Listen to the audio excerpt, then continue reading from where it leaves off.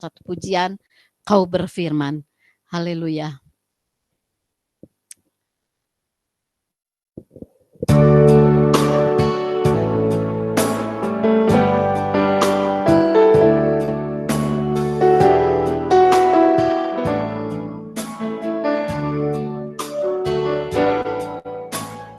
Apapun yang terjadi dalam hidupku ini, tak pernah ku ragukan kasih-Mu Tuhan. Lewat gunung yang tinggi, dalam lembah yang curam, tak pernah ku ragukan janji-Mu Tuhan. Kau berfirman dan sembuhkanku, Kau bersabda dan selamatkanku. Tiada yang mustahil bagimu. Yesus, ku percaya padamu. Apapun yang terjadi,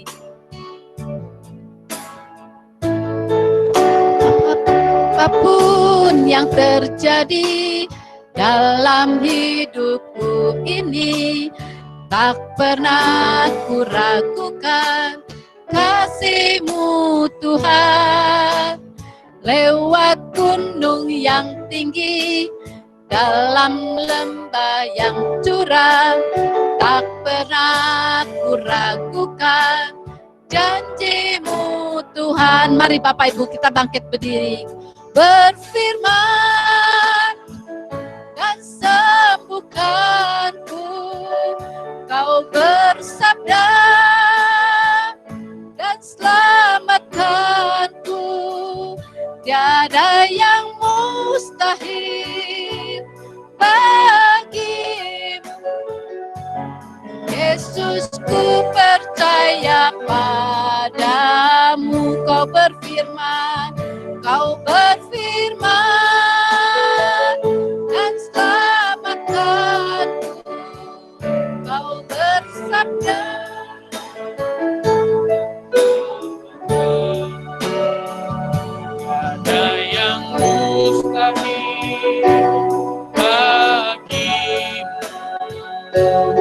Yesus, ku percaya pada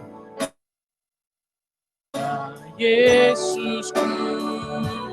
Yesus, ku percaya pada Yesus, ku percaya. Yesus, ku percaya padamu. Kami bersyukur Tuhan karena kami memiliki Allah yang hidup. Allah yang kami kenal di dalam nama Yesus Kristus, yang berkuasa menyembuhkan kami, memulihkan, bahkan menyelamatkan kami. Ajar kami semakin hari semakin percaya kepadamu. Ajar kami semakin hari semakin percaya akan firman-Mu dan menjadikan firman-Mu sebagai otoritas tertinggi dalam hidup kami Tuhan. Terima kasih buat sore hari ini. Pujian penyembahan sudah kami naikkan. Dan tiba saatnya Tuhan kami mau mendengar apa yang menjadi isi hati-Mu bagi setiap kami. Buka hati kami, buka pikiran kami. Kami perlu bantuan Roh Kudus untuk menangkap firman-Mu sehingga kami di masa-masa akhir ini selama kesempatan masih ada, kami boleh menggunakan kesempatan ini dengan sebaik-baiknya. Terima kasih Tuhan, terima kasih Bapa. Di dalam nama Tuhan Yesus urapi setiap kami, terlebih lagi hamba-Mu yang menyampaikan firman. Terima kasih Tuhan, di dalam nama Tuhan Yesus kami berdoa. Amin. Puji Tuhan, jemaat Tuhan saya persilahkan duduk. Shalom semuanya. Kita bersyukur sore hari ini kembali diberi kesempatan oleh Tuhan, diberi kembali untuk kita boleh bersama-sama beribadah bersama, baik yang ada di rumah maupun yang ada di tempat ini. Dan pada sore hari ini kita mau sama-sama kembali diberkati oleh firman Tuhan. Saudaraku, percayalah bahwa firman Tuhan ini merupakan bentuk kasih Tuhan, perwujudan kasih Tuhan bagi setiap orang yang dikasihinya. Maka dari itu pastikan hari ini kita terima firman dengan hati yang terbuka, kita terima firman dengan hati yang siap untuk diubahkan karena kuasa firman Tuhan akan bekerja dalam hidup kita sore hari ini. Amin. Terima kasih, kita mau sama-sama baca firman Tuhan dari dalam kitab Wahyu, pasal yang kedua, ayat yang ke-18 sampai dengan ayat yang ke-19. Minggu ini kita masih membahas tentang jemaat di Tiatira, seperti yang minggu lalu kita bahas. Wahyu 2 ayat 18 sampai dengan ayat yang ke-19. Demikian firman Tuhan. Dan tuliskanlah kepada malaikat jemaat di Tiatira. Inilah firman anak Allah yang matanya bagaikan nyala api dan kakinya bagaikan tembaga. Aku tahu segala pekerjaanmu, baik kasihmu maupun imanmu, baik pelayananmu maupun ketekunanmu. Aku tahu bahwa pekerjaanmu yang akhir lebih banyak daripada yang pertama. Puji Tuhan. Ya, lewat ayat ini kita tahu firman Tuhan ditujukan kepada jemaat di Tiatira. Jemaat di Tiatira bukanlah kota yang besar seperti Smyrna atau Efesus. Tiatira adalah kota yang kecil, kota industri, saudara. Tentu saja perekonomiannya tidak sehebat kota-kota yang lainnya. Firman Tuhan ditujukan kepada jemaat yang ada di Tiatira. Kalau kepada jemaat di Pergamus, Tuhan katakan firman Tuhan seperti pedang yang tajam dan bermata dua. Tapi kepada jemaat di Tiatira, Tuhan nyatakan bahwa firman-Nya bagaikan nyala api. Bagaikan mata yang seperti nyala api. Apa artinya ini saudaraku sekalian? Mata seperti nyala api ini berbicara tentang sesuatu yang menyelidik sampai kedalaman hati. Tuhan kita adalah Tuhan yang menyelidik sampai kedalaman hati kita. Dan Tuhan kita melalui firman-Nya, Dia pun bukan hanya menyelidik, tapi Dia pun berbicara sampai kedalaman hati kita. Jadi firman Tuhan tidak hanya berbicara mengenai masalah jasmani. Firman Tuhan tidak hanya berbicara mengenai hal-hal yang terlihat, tapi juga hal-hal yang kita sembunyikan. Firman Tuhan bisa menegur sekalipun tidak ada yang tahu. Jadi saudara, sangat disayangkan kalau hari-hari ini kita mendengar firman Tuhan, tapi hati kita mengejar hal-hal yang bersifat jasmani dari firman itu. Kita mengejar hanya hal-hal yang bersifat sementara dari firman itu. Contoh, begitu senang orang mendengar khotbah tentang berkat, tentang terobosan keuangan, tentang mujizat, itu hal-hal yang jasmani, saudara. Saya mau nyatakan firman Tuhan gak berhenti di hal-hal jasmani. Tapi firman Tuhan menyelidik, berbicara, menegur sampai kepada hal-hal yang bersifat terdalam di dalam kehidupan setiap kita. Dan kepada jemaat di Tiatira Tuhan nyatakan firman anak Allah yang matanya seperti nyala api, saudaraku sekalian. Artinya firman itu menyelidik. Ya, apa yang diselidiki? Di dalam ayat yang ke-19 kita lihat, aku tahu segala pekerjaanmu, baik kasih.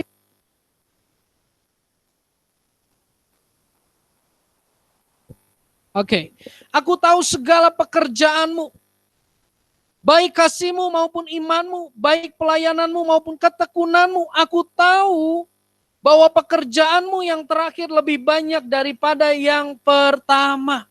Di sini kita bisa lihat, saudara, jemaat di Tiatira adalah jemaat yang punya kualitas kasih yang baik, punya kualitas iman yang baik, punya kualitas pelayanan yang baik, punya ketekunan yang baik. Bahkan di akhir-akhir ketika Allah menyatakan firman-Nya ini, saudara, pekerjaan, kegigihan, kegiatan jemaat di Tiatira untuk mengiring Tuhan itu lebih daripada sebelumnya. Tapi firman yang bagaikan mata seperti nyala api itu menyelidik sesuatu yang tidak disadari oleh jemaat di Tiatira. Apa yang tidak disadari oleh mereka? Di ayat yang ke-20 firman Tuhan nyatakan, tetapi aku mencela engkau karena engkau membiarkan wanita Isabel yang menyebut dirinya nabiah dan mengajar dan menyesatkan hamba-hambaku supaya berbuat zina dan makan persembahan-persembahan berhala. Ternyata di balik semua yang terlihat, imannya, pekerjaan, kegigihan, ketekunan yang luar biasa, ternyata Tuhan menyelidik ke dalam kehidupan jemaat di Tiatira. Dan Tuhan mendapatkan ada wanita Isabel yang saat itu diizinkan untuk menjadi nabi, memimpin dan mengajar, saudara. Wanita Isabel ini bukan wanita yang bernama Isabel, tapi wanita Isabel ini adalah seorang wanita di sana yang memiliki spirit Isabel.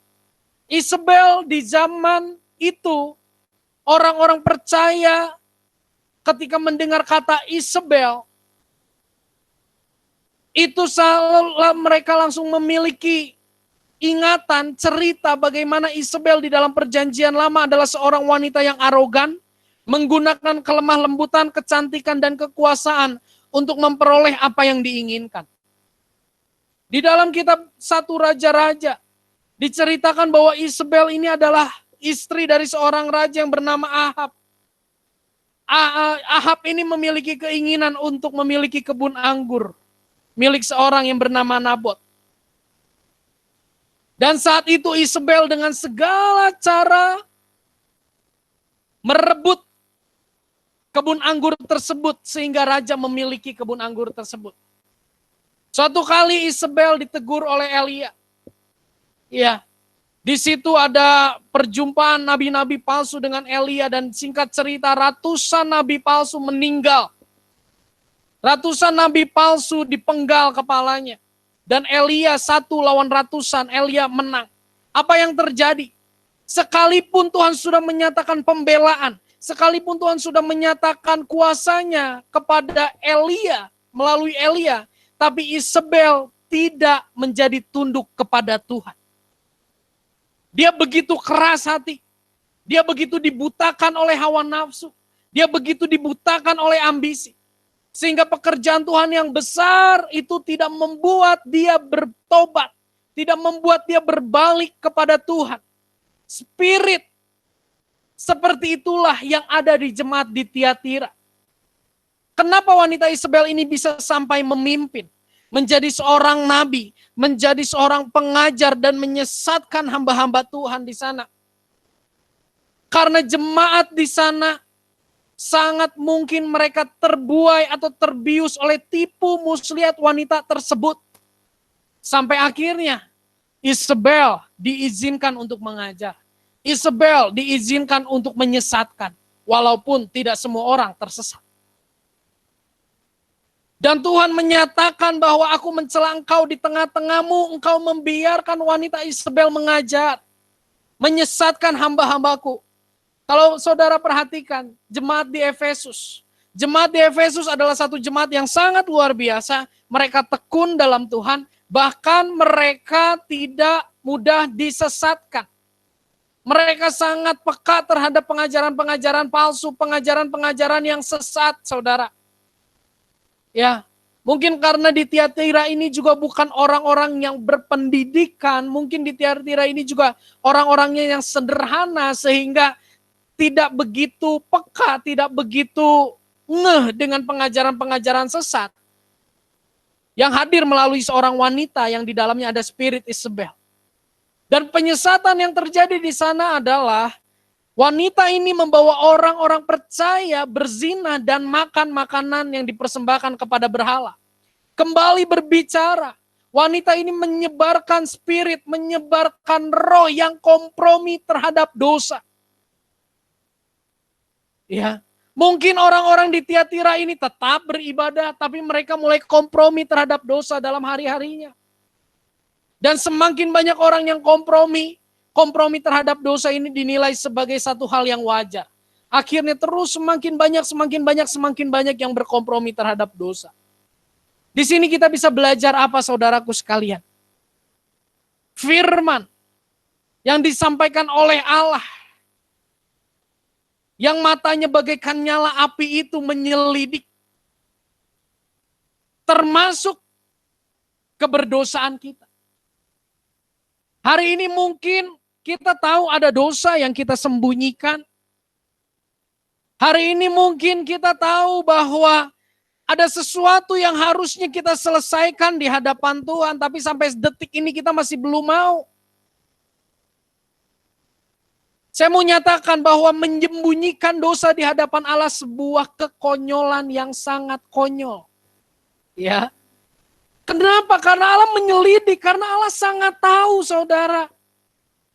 Jadi kalau kita hari ini tahu ada sesuatu yang tidak beres di hadapan Tuhan, ada dosa yang masih mencengkram, ada dosa yang masih menguasai kita, saudara. Jangan pernah berpikir Tuhan tidak tahu. Anak mungkin tidak tahu, suami mungkin tidak tahu, istri mungkin tidak tahu, hanya kita dan iblis yang tahu. Kita pikir gitu. Tapi saya mau nyatakan, ada Tuhan yang menyelidik dan Tuhan tahu keberdosaan kita. Jangan heran jika firman Tuhan menyingkapkan sisi kelam kita yang paling tersembunyi yang tidak diketahui oleh siapapun. Ya. Dosa yang ada di dalam diri kita itu tidak bisa disembunyikan dengan rutinitas ibadah kita. Di hadapan sesama kita bisa menyembunyikan itu. Tapi di hadapan Tuhan, jangan pikir Tuhan tidak tahu. Bagaimana jemaat di Tiatira begitu antusias dalam mengiring Tuhan. Begitu tekun, begitu setia, tapi Tuhan tetap kejar ada dosa di dalamnya. Jangan sampai kita menyembunyikan dosa di balik pelayanan kita. Jangan sampai kita menyembunyikan dosa di balik status kita, saudara. Jangan sampai kita menyembunyikan dosa di balik rutinitas agamawi kita. Jangan menghindar dari firman Tuhan. Karena ada orang-orang yang merespon ketika firman Tuhan itu menyatakan kesalahan, malah berpaling dari Tuhan. Ketika kesalahannya disingkapkan, malah meninggalkan Tuhan. Ya, saya mau nyatakan bahwa firman Tuhan merupakan bentuk kasih Tuhan yang menghindarkan kita untuk hidup di dalam kebodohan. Kita lihat sama-sama, saudara, kita buka Alkitab kita yang di rumah, kita buka Mazmur 85 ayat yang ke-8. Mazmur 85 ayat yang ke-8. Demikian firman Tuhan yang tadi, Lois, betul, yang sebelumnya. Ya, demikian firman Tuhan. Aku mau mendengar apa yang hendak difirmankan Allah Tuhan. Bukankah Allah hendak berbicara tentang damai kepada umatnya dan kepada orang-orang yang dikasihinya? Perhatikan di sini. Allah hendak berbicara tentang damai kepada orang-orang yang dikasihinya. Kalau saudara sekalian ditegur oleh firman Tuhan, saudara sekalian disingkapkan keberdosaan yang sudah lama disembunyikan, saya mau katakan bahwa Tuhan bukan menyingkapkan itu untuk membebani kita, tapi Tuhan menyingkapkan itu untuk memberi kita damai. Sesungguhnya tidak ada orang yang damai ketika dia menyimpan dosa. Ya. Tidak ada orang yang damai ketika dia menyimpan dosa. Dan ketika Tuhan menyingkapkan, Tuhan mau kita tidak terbebani oleh hal itu, tapi kita menyadari bahwa Tuhan menyingkapkan itu untuk kita meninggalkan dosa dan kita hidup damai dalam damai sejahtera Tuhan. Saya lanjutkan, supaya jangan mereka kembali kepada kebodohan. Dosa kita disingkapkan. Dosa yang terdalam dalam diri kita itu disingkapkan supaya kita tidak kembali kepada kebodohan. Hidup yang dikuasai hawa nafsu adalah sebuah kebodohan, saudara. Jadi mulai hari ini, mari jemaat Tuhan kita mesti tahu. Dan kita mesti memiliki sikap hati yang siap diselidiki oleh firman ketika kita mendengar firman. Waktu kita mau mendengar firman, mari kita tambah doa kita. Kita mau membaca firman, kita tambah doa kita. Biarlah Tuhan menyingkapkan apa yang terdalam dalam hati kita. Ya. Ada pujian yang bagiannya menyatakan singkapkan semua yang terselubung. Supaya kulayak di hadapan-Mu Tuhan. Singkapkan semua yang terselubung. supaya aku layak di hadapan-Mu Tuhan. Supaya aku terhindar dari hidup dalam kebodohan. Ya, saya beberapa kali mendengar orang yang menyatakan gak papalah lakuin dosa itu dan yang lain-lainnya sudah tidak dilakukan. Toh diampuni sama Tuhan. Toh tetap beribadah kepada Tuhan. Halo, jemaat. Jemaat di Tiatira mereka itu sangat gigih, tapi Tuhan tetap kejar keberdosaannya. Jemaat di Tiatira itu sangat setia sama Tuhan, tapi Tuhan tidak mau ada yang tidak berkenan dalam hidupnya. Ya, mari ketika firman Tuhan ini disampaikan dan kita menangkap sesuatu, kita minta sama Tuhan. Tuhan singkapkan apa lagi yang tidak berkenan di dalam hidupku. Tuhan singkapkan apa lagi yang tidak berkenan dalam hidupku. Setiap hari saudara, kita akan baca firman setiap hari. Setiap hari juga kita minta disingkapkan. Mungkin kita tahu dulu kita sering ngomong kasar dan sekarang kita sudah tidak ngomong kasar. Bersyukur akan hal itu, tapi jangan berhenti di situ. Mungkin dulu kita terikat dengan pornografi dan sekarang kita sudah tidak terikat lagi dengan pornografi. Tapi saya mau nyatakan, bersyukur akan hal itu. Tapi jangan berhenti di situ. Terus minta sama Tuhan, Tuhan hari ini aku mau baca firman Tuhan. Singkapkan, karena firman-Mu bagai mata yang seperti nyala api Tuhan. Yang menyelidik ke dalam jiwa. Selidiki aku Tuhan. Ya. Yang pertama kita belajar di sini. Jangan sembunyikan dosa kita di hadapan Tuhan. Kalau hari ini kita masih pegang kepercayaan-kepercayaan yang lama, yang dinyatakan itu sebagai budaya. Saya mau nyatakan, tinggalkan hal itu. Kita masih memegang kepercayaan penyembahan-penyembahan atas nama budaya. Saya mau nyatakan, tinggalkan hal itu karena Tuhan tidak suka. Kita masih melakukan praktek-praktek dosa yang kita lihat itu suatu hal yang normal, suatu hal yang wajar. Saya mau nyatakan, tinggalkan itu. Ya, berapa waktu yang lalu hambanya Bapak Pendeta Iwan Simbolon di tempat ini menyampaikan ilustrasi yang sangat baik. Bagaimana ada seorang yang karena kesal dengan tukang sampah, dia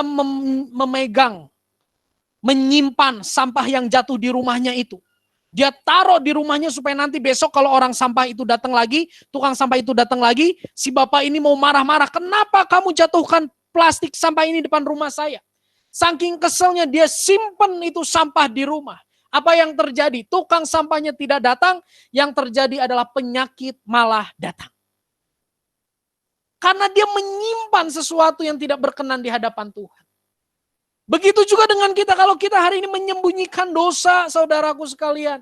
Kita sedang menyembunyikan sampah, kita sedang menyimpan sampah yang pada satu saat nanti kita akan dibuat menderita olehnya. Nanti kita akan lihat apa yang Tuhan lakukan terhadap perempuan Isabel jika dia tidak mau bertobat. Ayat yang ke-21. Demikian firman Tuhan. Wahyu 2 ayat 21. Dan aku telah memberikan dia waktu untuk bertobat. Tetapi ia tidak mau bertobat dari zinahnya. Wow. Saudara, ketika saya baca ayat yang ke-21 ini, saya mendapati bahwa Tuhan kita adalah Tuhan yang besar kasih setianya. Tuhan nyatakan ada perempuan Isabel yang hidup dalam perzinahan, yang memakan penyembahan berhala. Tapi ternyata terhadap dia, Tuhan sudah memberikan waktu untuk dia bertobat. Menarik. Sangat mungkin perempuan Isabel ini, yang memiliki spirit Isabel ini, berasal dari golongan jemaat. Dia tahu kebenaran, tapi dia tidak mau melepaskan keberdosaan. Dia tahu kebenaran, tapi dia kompromi terhadap keberdosaan dan tidak mau melepaskan keberdosaan. Bahkan mungkin awalnya orang ini adalah orang yang cinta Tuhan dengan sangat luar biasa, tapi di perjalanan ia mengalami ketersesatan. Dan Tuhan memberi kesempatan wanita ini untuk bertobat. Walaupun pada akhirnya di sini dikatakan dia tidak mau bertobat. Apa yang kita bisa lihat di sini? Ada hal-hal dalam hidup kita yang mungkin orang tidak tahu. Tapi firman Tuhan menyingkapkannya. Ketika itu disingkapkan, responi itu dengan tepat, yaitu memutuskan untuk hidup bertobat. Adakah hari ini kita hidup dalam pertobatan? Adakah Tuhan melihat bahwa kita yang sudah disingkapkan dosanya itu meresponi dengan bertobat? Ya. Mungkin saat ini kita sedang dalam satu kondisi di mana Tuhan tiba-tiba menyingkapkan, mengingatkan kita akan dosa kita. Menyingkapkan akan sesuatu yang Tuhan tidak berkenan di hadapannya, di dalam diri kita. Ketika Tuhan mengingatkan, mata Tuhan tidak terlepas begitu aja dari hidup kita. Dia mengawasi hidup kita, bagaimana nih Yusak nih setelah diingatkan, apakah dia bertobat atau tidak. Setelah aku singkapkan, apakah dia meresponi dengan menyesali dan meninggalkan keberdosaannya atau tidak. Ya, cara Tuhan menegur, cara Tuhan mengingatkan. Yang pertama, melalui firman. Firman Tuhan ini bukan hanya tools, alat yang Tuhan pakai untuk mengajar. Tapi firman Tuhan ini juga alat yang Tuhan pakai untuk menyatakan kesalahan dan memperbaiki kelakuan, membimbing kita dalam hidup dalam kebenaran. Jadi jangan heran saudara kalau kita baca firman Tuhan lalu kita tertegur. Jangan marah ketika kita renungkan firman Tuhan. Ada lagi yang disingkapkan tentang kekurangan kita. Jangan menjadi marah dan meninggalkan Tuhan. Karena Tuhan pakai firman-Nya untuk menegur setiap kita. Kita lihat Ibrani 3 ayat yang ke-15. Ibrani 3 ayat yang ke-15. Ini salah satu ayat yang sangat luar biasa. Demikian firman Tuhan. Tetapi apabila pernah dikatakan, pada hari ini, jika kamu mendengar suara Tuhan, janganlah keraskan hatimu seperti dalam kegeraman. Jika hari ini engkau mendengar teguran Tuhan, jika hari ini engkau mendengar dosamu disingkapkan, ini loh tidak boleh. Jangan keraskan hatimu terhadap Tuhan. Saudara, kalau saudara baca Ibrani 3 sampai Ibrani 4, di dalam 2 perikop itu, kata-kata jangan keraskan hatimu ini, mulai dari sini, pada hari ini jika kamu mendengar suaranya, jangan keraskan hatimu. Kata-kata itu ada dalam 3 ayat, dalam 2 perikop. Dalam 2 pasal ditulis dalam 3 ayat. Kenapa sampai diulang 3 ayat tentang hal yang sama? Karena banyak orang merasa masih aman ketika baru firman yang menegur. Baru firman. Nggak ada yang tahu, masih aman. Ya. Ingat Ibrani 3 ayat 15. Menyatakan, jangan keraskan hatimu seperti dalam kegeraman. Yang kedua, Tuhan menegur lewat apa? Selain lewat firman. Tuhan menegur lewat lingkungan atau kejadian-kejadian yang ada di sekitar kita.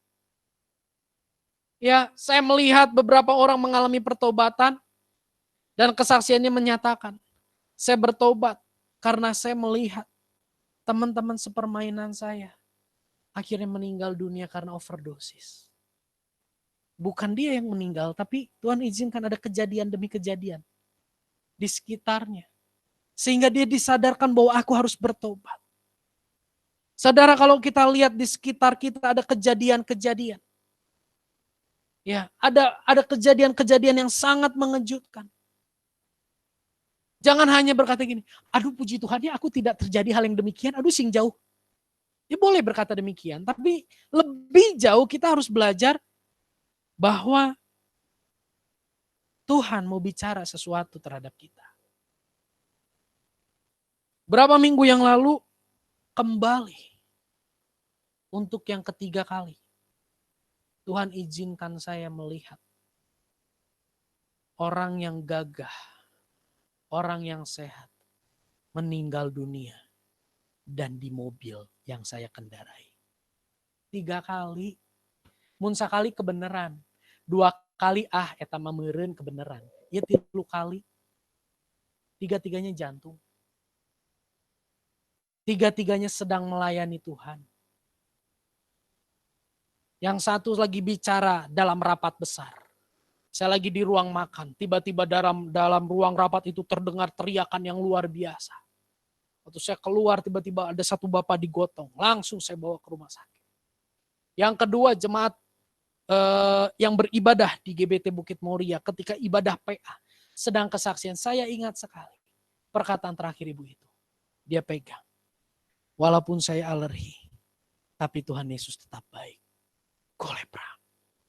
Saya bawa ke Immanuel bersama ibu pembina. Di jalan sudah tidak ada. Dan berapa hari yang lalu, berapa minggu yang lalu, dalam sebuah rapat, selesai menyampaikan presentasi, Kolepa, saya bawa meninggal dunia.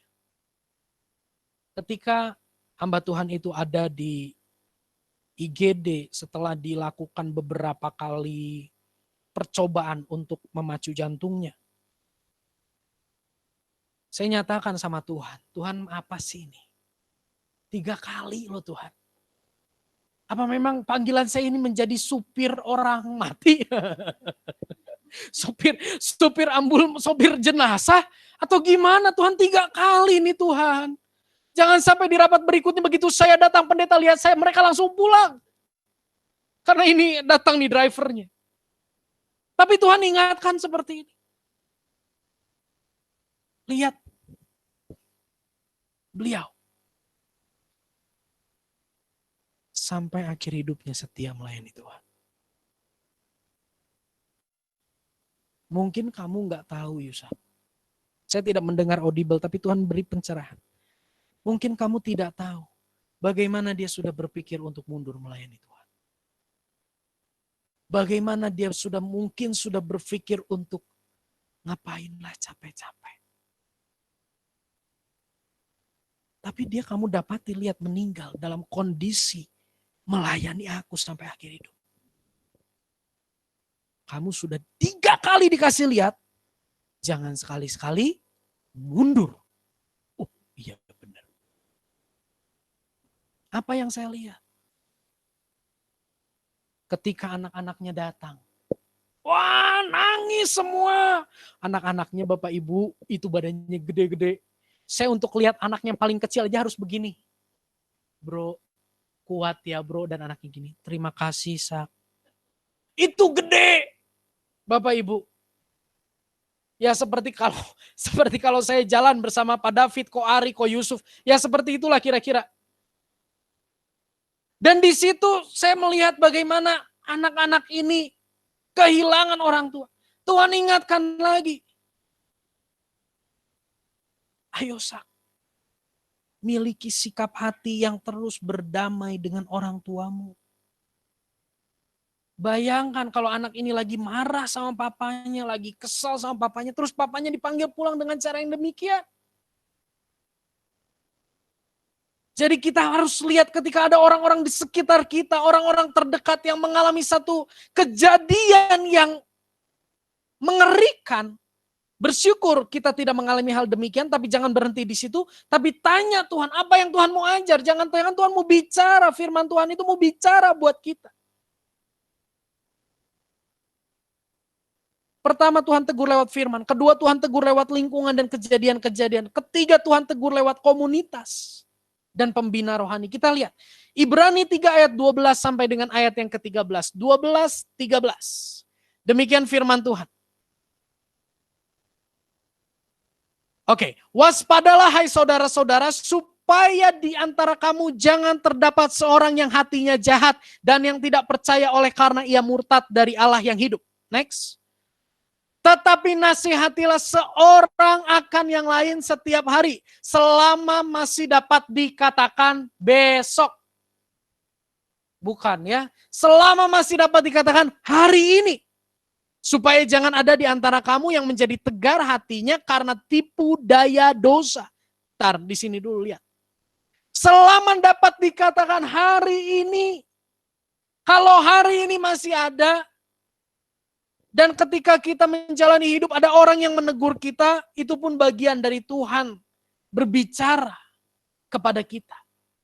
Tuhan mengingatkan kita. Tuhan menyelidik ada sesuatu yang tidak berkenan di hadapan Tuhan. Dan melalui firman kita tidak ngeh, melalui kejadian kita tidak ngeh. Dan Tuhan bisa pakai orang di sekitar kita untuk berbicara kepada kita. Ya. Saudara harus diakui. Kita kadang lebih takut sama orang daripada sama Tuhan. Kalau ada Tuhan, kalau ada orang, tong gitu. Kita nggak takut sama pribadi yang melihat kita, mengamati kita 24 jam. Kita rasa aman berbuat dosa ketika nggak ada orang. Dan kita nggak peduli bahwa hadirat Tuhan itu ada. Dan Tuhan seringkali pakai komunitas. Tuhan seringkali pakai pembina rohani.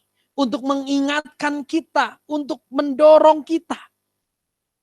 Untuk kita meninggalkan keberdosaan kita. Di level ini. Dosa yang kita empat itu sudah mulai tidak bisa diempet. Sudah mulai tercium baunya oleh komunitas. Tercium baunya oleh pembimbing rohani. Sehingga dia mengingatkan. Dan di sini ada satu hal yang sering kali terjadi, kita merasa malu. Saya bukan ngancem, bukan nakut-nakutin. Kalau kita hari ini pegang dosa dan lingkungan belum menegur kita tentang hal itu, bukan berarti kita aman. Tapi Tuhan masih memberi kesempatan untuk kita bertobat. Sebelum orang lain yang menegur, efeknya jadi malu. Sesungguhnya Tuhan gak mau mempermalukan kita. Dia sayang sama kita. Kita disingkapkan dosanya aja itu sudah satu hal yang sangat, di hati itu udah sangat nyesek mungkin. Apalagi sekarang orang lain yang mengingatkan. Double porsi. Malu iya, harus pemberesan iya. Tuhan bisa bicara lewat firman. Tuhan bicara lewat kejadian. Tuhan bicara lewat komunitas pembimbing rohani. Dan yang paling terakhir, kita lihat. Ibrani 12 ayat 5 sampai dengan ayat yang ke-7. Ibrani 12 ayat 5 sampai dengan ayat yang ke-7. Demikian firman Tuhan. Dan sudah lupakah kamu akan nasihat yang berbicara kepada kamu seperti kepada anak-anak? Hai anakku, jangan anggap enteng didikan Tuhan. Dan janganlah putus asa apabila engkau diperingatkannya. Karena Tuhan menghajar orang yang dikasihinya. Dan ia menyesah orang-orang yang diakuinya sebagai anaknya. 7. Jika kamu harus menanggung ganjaran, Allah memberlakukan kamu seperti anak. Di manakah terdapat anak yang tidak dihajar oleh ayahnya? Dididik, ayat 5 bilang apa? Balik lagi ke ayat 5. Hai anakku, jangan anggap enteng apa? Didikan Tuhan. Ayat 6 bilang apa? Karena Tuhan menghajar orang yang dikasihinya.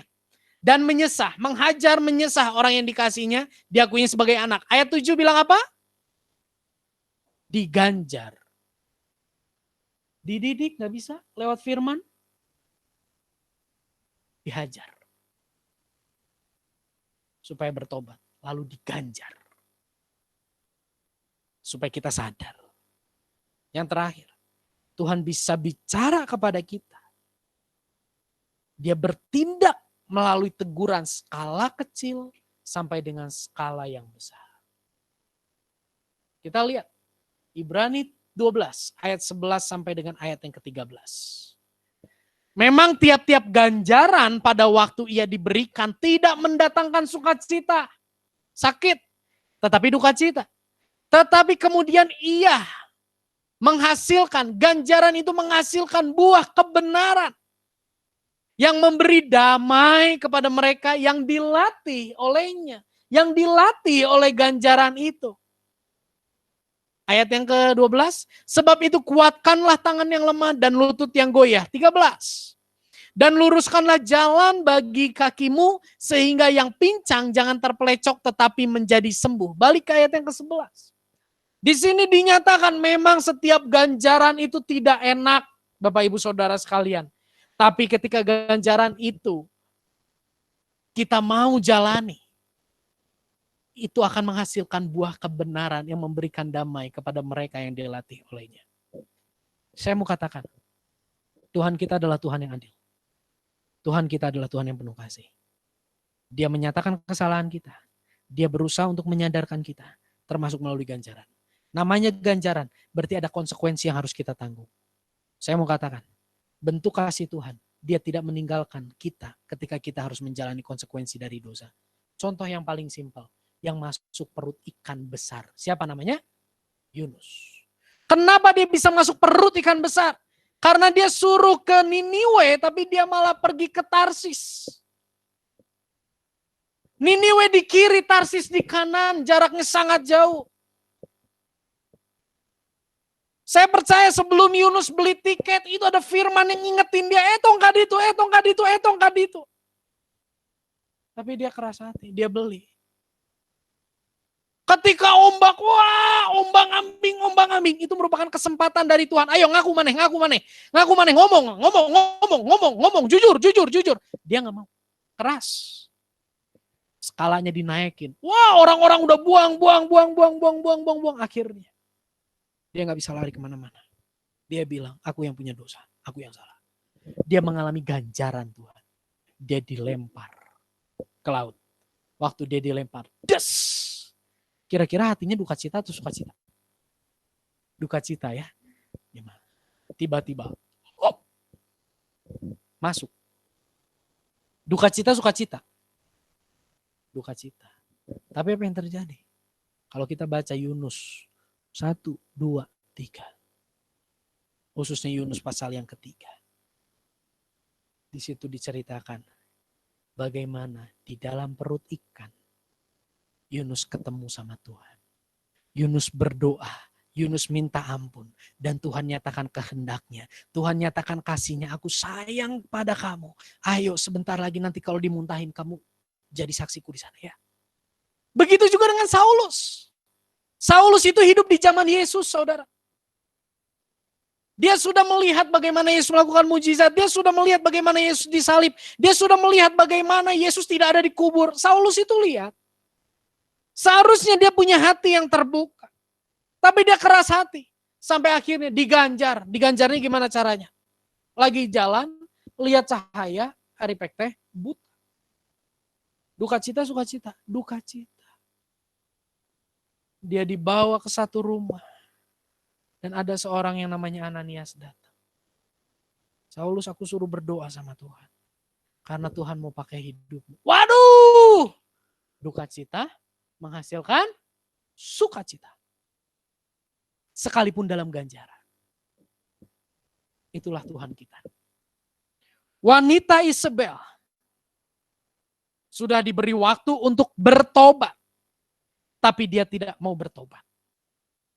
Teguran, hajaran, ganjaran diizinkan Allah yang adalah kasih. Di balik semuanya itu ada kasih Allah. Sebelum dia memutuskan untuk menyerahkan kita kepada kebinasaan. Kita lihat Wahyu 2 ayat 22 sampai 23. Demikian firman Tuhan. 22-23 dari Wahyu 2. Lihatlah, aku akan melemparkan dia, wanita Isabel itu, ke atas ranjang orang sakit, dan mereka yang berbuat zina dengan dia akan kulemparkan ke dalam kesukaran besar. Jika mereka tidak bertobat dari perbuatan-perbuatan perempuan itu, dan anak-anaknya akan kumatikan, dan semua jemaat akan mengetahui bahwa akulah yang menguji batin dan hati orang, dan bahwa aku akan membalaskan kepada kamu setiap orang menurut perbuatannya. Dikasih umur panjang gak sama Tuhan? Dikasih umur panjang sama Tuhan. Tapi penuh dengan kesakitan. Ini sangat mengerikan, saudara. Mending mati. Ya. Tuhan udah kasih kesempatan untuk bertobat. Ini yang membuat kita jangan main-main sama Tuhan nih. Tuhan udah kasih kesempatan kita buat bertobat dengan segala cara dia sudah lakukan. Waktu kita keras hati, dia bilang apa sama wanita Isabel? Aku akan bawa dia ke ranjang orang sakit. Umurnya nggak dipotong saat itu juga sama Tuhan. Tapi diizinkan hidup dalam kondisi sakit. Jangan sampai ya Tuhan nyatakan hal yang demikian kepada kita. Di ayat 24-25. Firman Tuhan menyatakan apa? Tetapi kamu, yaitu orang-orang lain di Tiatira. Orang-orang yang tidak mengikuti ajaran wanita Isabel itu. Yang tidak mengikuti ajaran itu dan yang tidak menyelidiki apa yang mereka sebut seluk-beluk iblis. Kepada kamu aku berkata, aku tidak mau menanggungkan beban lain kepadamu. Tetapi apa yang ada padamu, peganglah itu sampai aku datang. Wow. Tuhan juga melihat orang-orang yang tidak terkontaminasi dengan pengajaran sesat itu. Dan Tuhan bilang apa? Jaga hatimu ya, jaga hatimu ya. Lu lihat, kamu lihat itu wanita Isabel tuh. Udah aku hukum tuh. Jangan ikut-ikut kayak mereka, jaga hati ya. Mungkin secara jasmani mereka hidup lebih enak. Gak usah sangkal diri pikul salib. Tapi itu salah. Kamu jaga hati ya, tetap pegang apa yang ada padamu. Dan Tuhan katakan, aku tidak akan menambahkan beban lain kepadamu. Seringkali dalam perjalanan hidup kita merasa, wah kayaknya ada beban, banyak beban, banyak beban, banyak beban. Ternyata di sini kita bisa lihat, ada loh waktunya Tuhan katakan gini, beban ini selesai. Jadi kalau hari ini kita masih dikasih beban, Tuhan izinkan kita punya beban, Tuhan lihat kita mampu. Kapan Tuhan bilang aku tidak akan menambahkan beban kepadamu? Ketika Tuhan lihat kemampuan kita. Oh sudah di sini. Jadi hari ini jangan putus asa. Kalau ada beban, ada beban, ada beban. Berarti Tuhan katakan, mampu, mampu, mampu. Kita bilang, Tuhan kok beban, Tuhan kok beban. Tuhan bilang, Yusak lu mampu, Yusak lu mampu. Iya. Ada waktunya Tuhan katakan bebannya selesai. Dan pegang apa yang ada pada kita. Bagian-bagian yang terakhir, 26-28. Dari Wahyu 2. Demikian firman Tuhan. Dan barang siapa menang, artinya yang setia memegang iman. Tidak terkontaminasi oleh pengajaran sesat. Dan melakukan pekerjaanku. Melakukan firman Tuhan. Sampai kesudahannya. Kepadanya akan kukaruniakan kuasa atas bangsa-bangsa. Ayat 27. Dan ia akan memerintah mereka dengan tongkat besi. Mereka akan diremukan seperti tembikar tukang priuk. Sama seperti yang kuterima dari Bapakku. 28. Dan kepadanya akan kukaruniakan bintang timur. Saudara, saya ingin sedikit membahas. Di ayat yang ke-23 Tuhan bilang apa? Tuhan akan membawa mereka orang-orang yang dihukum itu kepada kesusahan besar. Di dalam bahasa terjemahan lain dikatakan tribulasi. Ada masa tribulasi. Kapan itu? Kita sekarang sedang menunggu masa pengangkatan, saudara. Orang yang percaya Yesus memegang setia sampai akhir iman, itu akan mengalami pengangkatan. Setelah masa pengangkatan itu 3,5 tahun, 7 tahun, ada masa tribulasi. Di mana 7 tahun itu dibagi 2, 3,5, 1, 3,5, 2. 3,5, 1 itu nampaknya hidup makmur. Tenang, aman, damai dengan pola yang baru. Di mana banyak yang menafsirkan di situ mulai orang-orang harus pakai chip 666. Tribulasi kedua di situ mulai terjadi penyiksaan. Yang Tuhan maksud, mereka yang tidak bertobat akan masuk ke dalam tribulasi adalah masuk kepada 7 tahun itu. 7 tahun kesukaran itu. Tidak masuk ke dalam pengangkatan. Dan ayat ini yang menyatakan ayat 26 tadi, kamu akan memerintah atas bangsa-bangsa. Itu terjadi kapan? Terjadi setelah 7 tahun itu. Ada masa di mana kita yang sudah diangkat, kita akan turun kembali ke sini. Dan di situ ada Yerusalem baru. Apa yang akan kita lakukan? Kita akan memerintah. Rajanya siapa? Rajanya namanya Yesus. Prajuritnya namanya siapa? Yusak, Laura, Bapak Kim Guan, Ibu Yen Yen, Lois, Ibu Liana, Ibu Rahel, dan semua kita yang ada di rumah yang setia sama Tuhan, kita akan menjadi tim kerja Tuhan dalam memerintah. Siapa yang kita perintah? Yang kita perintah adalah orang-orang yang masuk dalam masa sukar. Jadi ini bukan satu angan-angan. Hari ini kita menderita, enggak apa-apa saudara, sangkal diri pikul salib. Karena ada satu hal yang besar, yang bersifat kekal yang akan Tuhan percayakan. Mari setia, mari para pejuang iman. Kita setia sampai akhir hidup kita. Sekalipun ada beban pergumulan, enggak apa-apa. Ada waktunya Tuhan nyatakan bahwa stop, aku tidak akan menambahkan lagi. Kalau hari ini kita akan ada dosa, lihat bagaimana respon Tuhan kepada wanita Isabel. Dia kasih waktu untuk bertobat. Jangan sampai kita sia-siakan waktu yang Tuhan kasih untuk kita bertobat. Ayat yang ke-29. Ayat yang paling terakhir. Sungguh-sungguh terakhir. Siapa bertelinga, coba yang di sini, yang di rumah pegang. Pastikan telinganya ada. Karena ini ayat hanya untuk orang yang bertelinga. Ya, kalau Bapak Ibu yang di sini di rumah ini pegang dua-dua telinga ada, kita punya tanggung jawab. Lihat, siapa yang bertelinga hendaklah ia mendengar apa yang dikatakan Roh kepada jemaat-jemaat. Kalau hari ini kita punya telinga, kita harus tanggung jawab terhadap apa yang Tuhan udah kasih. Bentuk tanggung jawabnya apa? Mendengar, melakukan firman. Mendengar, melakukan firman. Apa yang kita dengar, itu yang akan mempengaruhi keputusan-keputusan dalam hidup kita. Siapa bertelinga, hendaklah mendengar. Kita belajar, izinkan firman Tuhan menyelidiki kita setiap hari. Ketika firman-Nya menyelidiki kita, ada keberdosaan, putuskan untuk bertobat. Kalau ada beban, pergumulan, jangan jadi lemah.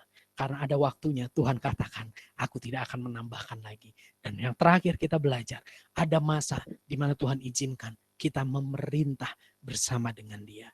Kita tundukkan kepala. Kami bersyukur Roh Kudus untuk penyingkapan, untuk isi hatimu yang dinyatakan bagi kami. Hamba-Mu penuh keterbatasan.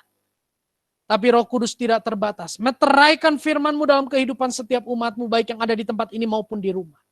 Hamba berdoa di dalam nama Yesus, Roh Kudus memeteraikan. Roh Kudus mengingatkan kami akan firman-Mu ketika kami menjalani hari-hari. Roh Kudus berikan kekuatan kami untuk kami menjadi pelaku firman yang taat dan setia sampai akhir hidup kami. Tuhan, kalau hari ini Tuhan singkapkan kembali. Di dalam hati kami yang terdalam ada dosa. Berikan kami kekuatan, kemampuan untuk meresponi dengan benar. Untuk kami mau bertobat Tuhan. Selama kesempatan masih ada, kami mau bertobat Tuhan. Kami gak mau main-main sama Tuhan. Kami gak mau main-main sama Tuhan dalam hidup kami. Kami mau ketika Tuhan menyingkapkan, kami mau meresponi dengan pertobatan. Aku berdoa di dalam nama Yesus, kekuatan dari Tuhan nyata. Lawatan jamahan pemulihan dari Tuhan nyata. Kuasa-Mu membebaskan setiap keterikatan dosa kami dalam nama Yesus. Terima kasih Tuhan buat sore hari ini. Sebelum kami berpisah Tuhan, kami mau berdoa buat bangsa dan negara kami. Tuhan, pulihkan Indonesia di tengah kondisi yang sangat sulit, di tengah kondisi yang sangat tidak menentu hari-hari ini. Tuhan, lawat Indonesia, biar damai sejahtera-Mu nyata di tengah bangsa dan negara kami memulihkan. Khususnya dalam menghadapi penanganan virus COVID-19. Tuhan berikan hikmat, Tuhan berikan kekuatan untuk para pemimpin kami, dokter, suster, tim medis semuanya dalam menjalani ini semua. Supaya semuanya boleh terlewati dalam pimpinan tuntunan kekuatan Tuhan. Juga vaksin yang sekarang mulai sedang diuji coba terus Tuhan. Tuhan yang campur tangan, Tuhan yang tolong. Sore hari ini juga kami bersyukur Tuhan.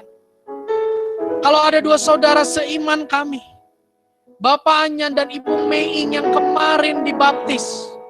Kami bersuka cita Tuhan. Karena kami tahu itu menyenangkan Tuhan. Kami berdoa buat dua saudara seiman kami, buat imannya teguh kepada Engkau. Buat pengharapannya teguh kepada Engkau. Biar di sisa hidup mereka Tuhan. Mereka boleh menyerahkan hidup melakukan kehendak Tuhan. Dan Tuhan mendapati mereka setia di akhir hidup mereka. Terima kasih. Kami berdoa buat setiap saudara seiman kami Tuhan. Dimanapun berada yang tidak bergabung di online maupun di tempat ini. Yang sakit Tuhan sembuhkan. Yang berbeban berat Tuhan berikan kekuatan. Berikan kemampuan untuk melewatinya dengan kekuatan daripada Tuhan. Terima kasih Tuhan, kami berdoa buat komunitas kami GCC di tempat ini. Kami rindu setiap kami yang ada di dalamnya semakin mengenal dan mengalami Engkau dengan benar. Kami rindu lewat hidup kami semakin bersaksi kepada orang-orang di sekitar kami tentang siapa Tuhan kami. Kami rindu Tuhan lewat komunitas ini, kami diajar untuk semakin hari semakin taat, punya integritas di hadapan Tuhan. Dan kami mau Tuhan, menjadi orang-orang yang memuridkan lingkungan kami, membawa mereka semakin mengenal dan mengasihi Tuhan. Terima kasih, kami menyerahkan program-program yang ada. Worship night setiap Rabu, Komsel hari Jumat. Tuhan hadir dalamnya, Tuhan bekerja melalui itu semua, untuk meneguhkan, menguatkan iman percaya kami kepada Engkau. Mari jemaat yang dikasih Tuhan, kita bangkit berdiri, kita masuk dalam doa berkat. Sebelum kami berpisah Tuhan, kami siap menerima berkat yang datangnya daripada Tuhan. Terimalah berkat daripada Allah Bapa, cinta kasih daripada Tuhan Yesus Kristus, persekutuan yang manis dengan Roh Kudus, hati yang mengasihi Tuhan, hati yang rindu dekat dengan Tuhan, hati yang rindu menyenangkan Tuhan, dan kekuatan daripada Tuhan untuk kami menjadi pelaku firman ada saat ini sampai selama-lamanya. Memberkati keluarga-keluarga Tuhan, memberkati sekolah, kuliah, memberkati pekerjaan, memberkati perekonomian, memberkati kesehatan, memberkati relasi kami dengan orang-orang di sekitar kami. Terlebih lagi Tuhan, iman percaya kami, kehidupan rohani kami, pelayanan kami serahkan dalam tangan-Mu. Terima kasih Tuhan, terima kasih Bapa, kami terima berkat. Di dalam nama Tuhan Yesus, kami berdoa. Amin. Tak berubah selamanya cinta kasihku padamu. Ku mau hidup selamanya untuk senangkan hatimu. Tak berubah selamanya cinta kasihku padamu. Ku mau hidup selamanya untuk senangkan hatimu, Tuhan. Puji Tuhan, jemaat Tuhan, saya persilakan duduk kembali. Nanti kita hari Rabu ada worship night, dan hari Jumat kita ada komsel sama-sama. Di hari Jumat kita akan membahas kitab Yakobus, ya. Jadi saya harap kita semua nanti yang akan terlibat hari Jumat, kita baca dulu kitab Yakobus, tidak banyak, hanya 1 sampai 5. Ya, hanya 5 pasal. Ya, kita baca supaya kita bisa diperlengkapi dan belajar bersama-sama. Untuk perpuluhan dan persembahan, boleh langsung ditransfer ke rekening BCA dengan nomor rekening 2821500194 atas nama Yusak Setiawan.